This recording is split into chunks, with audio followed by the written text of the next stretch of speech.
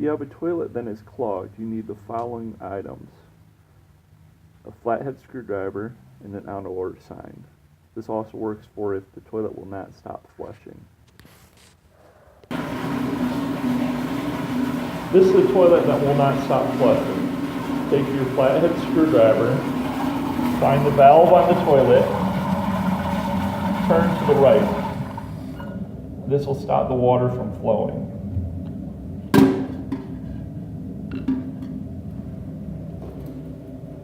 If the toilet is clogged, back it up.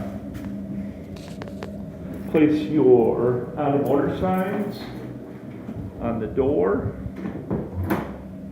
and on the toilet,